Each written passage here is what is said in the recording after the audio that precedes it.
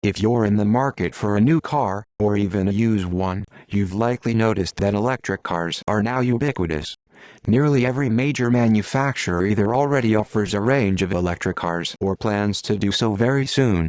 This shift is largely due to the impending ban on new petrol and diesel vehicles by 2030, with hybrids also facing a ban by 2035.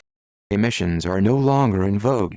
With these deadlines looming, many people are embarking on what we might reluctantly call their electric car journey, asking questions like, what exactly is an electric car? And, how do electric cars work? If you find yourself among them, congratulations! You're in the right place to have your most pressing electric car questions answered. Let's dive into the basics of this exciting new landscape on the Planet Car Map. What's an electric car? And what's an EV? To begin, an electric car is simply any vehicle that primarily uses electricity for propulsion. Instead of an engine and fuel tank, most electric cars rely on one or more electric motors powered by a battery, much like the one in your smartphone. Just bigger. Much bigger. EV stands for electric vehicle, a common term among car enthusiasts who tire of typing out electric vehicle repeatedly. Lazy, right? And what about BEV? BEV is an extension of EV, standing for battery electric vehicle. The term helps differentiate between various types of electrified vehicles. Ever heard of self-charging hybrid or plug-in hybrid? Yup, those aren't BEVs. The battery in an electric vehicle is typically located in the car's floor and consists of hundreds, if not thousands, of individual cells. To charge an electric car, you plug it into a socket with a cable, similar to charging your phone. How do electric cars work? While not all electric car setups are identical, they generally work by using energy stored in a battery to power one or more electric motors for propulsion.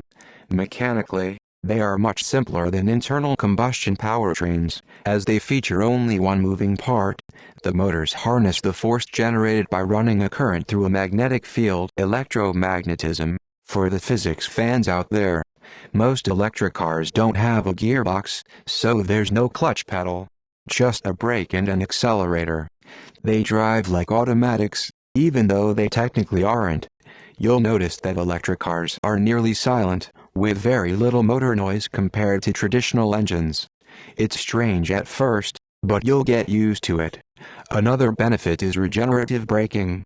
When you lift off the throttle to slow down, the motors reverse to harvest electricity from the forward momentum, slowing you down without using the brake pedal and providing a bit more energy for driving. Pretty neat, huh? Are all electric cars zero emissions? Yes, all electric cars have zero tailpipe emissions since, well, they don't have a tailpipe.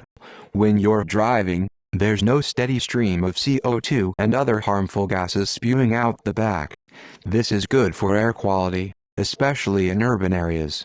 However, the debate arises over whether electric cars are truly zero-emission vehicles. Some argue that if the electricity is generated by coal or gas power stations, there's still a CO2 cost associated with EV driving. This is expected to improve over time as we adopt greener energy sources.